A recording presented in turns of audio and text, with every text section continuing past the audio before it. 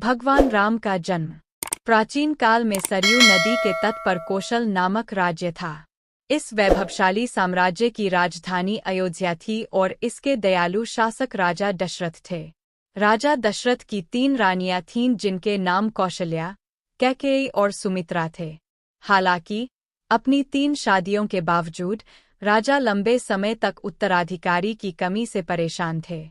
उत्तराधिकारी के अभाव से व्यथित राजा दशरथ ने पूज्य ऋषि वशिष्ठ से सलाह मांगी। ऋषि के मार्गदर्शन में राजा ने एक यज्ञ अनुष्ठान आयोजित किया जिसे कामेष्टि यज्ञ के नाम से जाना जाता है।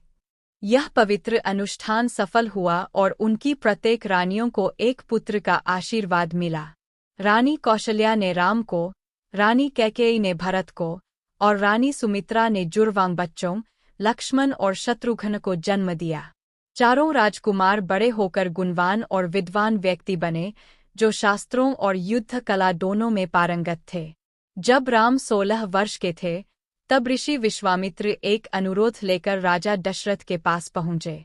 ऋषि ने अपने यज्ञ में बाधा डालने वाले राक्षसों को हराने के लिए राम और लक्ष्मण की सहायता मांगी। राम और लक्ष्मण ने विनम्रता और बहादुरी के साथ इस महान कार्य को स्वीकार किया, राक्षसों को सफलतापूर्वक समाप्त किया और बदले में विश्वामित्र से दिव्य अस्त्र प्राप्त किए।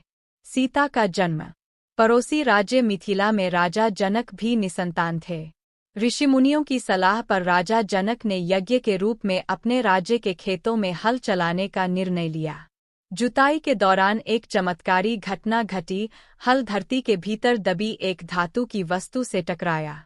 आगे खोजबीन करने पर राजा जनक को हल जोती हुई मिट्टी से एक कन्या निकली और यह कन्या कोई और नहीं बल्कि सीता थीं। जैसे ही सीता को जमीन से बाहर लाया गया, राज्य में बारिश होने लगी और राजा जनक ने खुशी से उनका अपने महल में स्वागत किया। मिट्टी के कलश से चमत्कारिक रूप से प्रकट होने के कारण उनका नाम सीता रखा गया। समय बीतने के साथ सीता सुंदरता, गुण और अनुग्रह की प्रतिमान के रूप में विकसित हुईं। आखिरी सीता की शादी का समय आ गया। पति चुनेंगी। हालांकि उन्होंने एक कठिन शर्त रखी, केवल वही व्यक्ति जो भगवान शिव के दिव्य धनुष की प्रत्यंचा चढ़ा सकेगा, सीता से विवाह करने के योग्य होगा। यह धनुष अविश्वसनीय रूप से भारी था और इसे केवल अत्यधिक बलशाली और गुणी व्यक्ति ही उठा सकता था। राम की मिथिला यात्रा। स्वयंवर की खबर फैल गई और भगवान राम के गुरु विश्वामित्र राम और लक्ष्मण के साथ अयोध्या आए। विश्वामित्र ने दशरथ से मिथिला में हो रहे एक यज्ञ की रक्षा के लिए राम को भेजने के लिए कहा। अपनी यात्रा में उन्होंने राक्षसों और राक्षसी तारका और उसके बेटे सुबाहु द्वारा उत्पन्न अन्य चुनौतियों का सामना किया और उन्हें हराया। मिथिला में भगवान राम और लक्ष्मण को लोगों से परिचित कराया गया और जल्द ही उन्हें स्वयंवर के बारे में पता चला।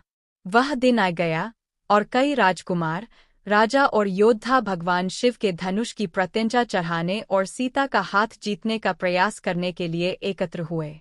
एक-एक करके वे असफल हो गए, धनुष उठाने में भी असमर्थ हो गए। आखिरकार राम की बारी थी। उन्होंने न केवल सहजता से धनुष उठाया बल्कि भविष्यवाणी को पूरा करते हुए उसे तोड़ भी दिया। राम और सीता का मिलन। जैसे ही राम ने धनुष पर प्रत्यंचा चढ़ाई, प्रसन्न सीता ने उन्हें माला पहनाई और उन्हें अपना पति चुना। इस घोषणा का बड़े जश्न के साथ स्वागत किया गया, लेकिन इससे लंका के राक्षस राजा रावण सहित कुछ अन्य विरोधियों में ईर्ष्या भी पैदा हो गई। विवाह और अयोध्या वापसी। स्वयंवर के बाद राजा जनक खुशी से सीता और राम के मिलन के लिए सहमत हो गए और उनका विवाह बड़े धूमधाम और समारोह के साथ हुआ। उसी शुभ अवसर पर लक्ष्मण ने उर्मिला से विवाह किया, भरत ने मांडवी से विवाह किया और शत्रुघ्न ने श्रुतकीर्ति से विवाह किया, जिससे सभी राजकुमारों में खुशी और मिलन हुआ। सभी नवविवाहित जोड़े का अयोध्या लौटने पर भव्य स्वागत किया गया। हालांकि उनकी खुशी अल्पकालिक थी। कैकेयी की प्रतिज्ञा। जब राम को राजा बनाने की तैयारी चल रही थी, तो उनकी सौतेली माँ कैकेयी के मन में एक साजिश रची गई।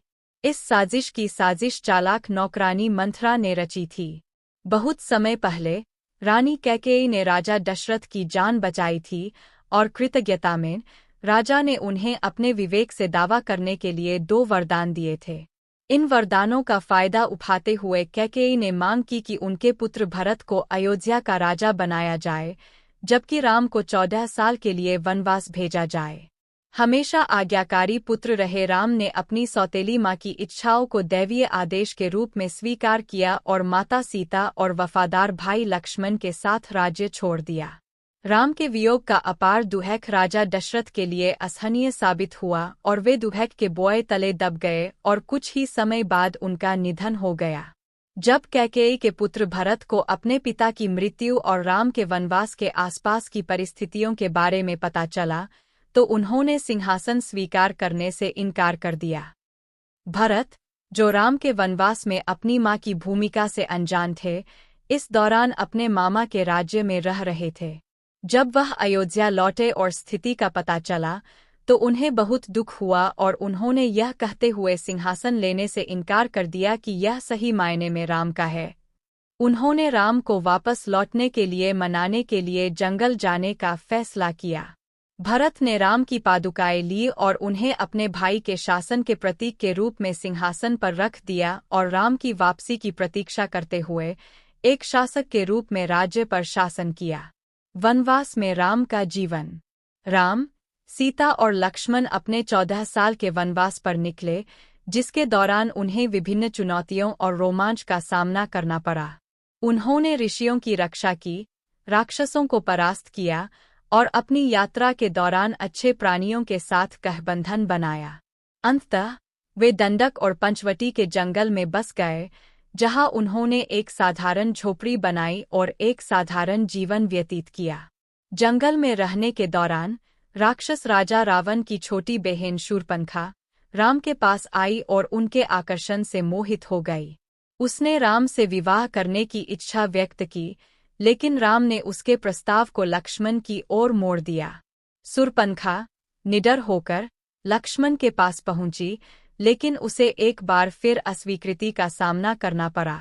अस्वीकृति से क्रोधित होकर उसने माता सीता को नुकसान पहुंचाने का प्रयास किया। जवाब में लक्ष्मण ने तुरंत हस्तक्षेप किया और अपने चाकू का उपयोग करके शूर्पणखा की नाक काट दी। घायल और अपमानित होकर शूर्पणखा लंका लौट आई, जहां उसने रावण को अपनी आपबीती सुनाई। रावण द्वारा सीता का अपहरण। रामायण में निर्णायक मोड़ तब आया जब राक्षस राजा रावण ने सीता की सुंदरता की लालसा से प्रेरित होकर, या यूं कहें कि शूर्पणखा की आपबीती सुनकर, सीता का अपहरण करने की कुटिल योजना बनाई। उसने राम और लक्ष्मण को उनके आश्रम से दूर ले जाने के लिए अपने राक्षस सहयोगी मारीच को सोने के हिरण के रूप में भेजा। हिरण की सुंदरता से मोहित होकर सीता ने राम से उसे अपने लिए पकड़ने की विनती की। राम ने सीता को लक्ष्मण के संरक्षण में छोड़ दिया और हिरण का पीछा किया। जैसे ही उसने मायावी हिरण पर तीर चलाया, मारीच ने राम की आवाज में नकल करते हुए मदद की गुहार लगाई और रावण के लिए सीता का अपहरण करने का अवसर पैदा कर दिया। यह सुनकर कि सीता ने राम की सहायता के लिए लक्ष्मण को जाने का आग्रह किया। लक्ष्मण सीता की सुरक्षा के लिए अत्यधिक चिंतित थे। उन्होंने उनकी सुरक्षा सुनिश्चित करते हुए उनकी कुटिया के चारों ओर एक सुरक्षात्मक सीमा खींची, जिसे लक्ष्मण रेखा के रूप में जाना जाता है। फिर वह राम की खोज में वन में निकल पड़े। रावण, हमेशा की तरह चालाक, साधु के भेष में भिक्षा मांगने कुटिया में पहुंचा। जब उन्होंने लक्ष्मण रेखा पार की तो उनके पैर सुरक्षात्मक रेखा से उलझ गए। रावण सीता को भोजन देने के लिए सीमा से बाहर जाने के लिए धोखा देने के लिए आगे बढ़ा, और जैसे ही उसने ऐसा किया, उसने तेजी से उसका अपहरण कर लिया और अपने दिव्य उड़ने वाले रथ पुष्पक विमान में उड़ गया।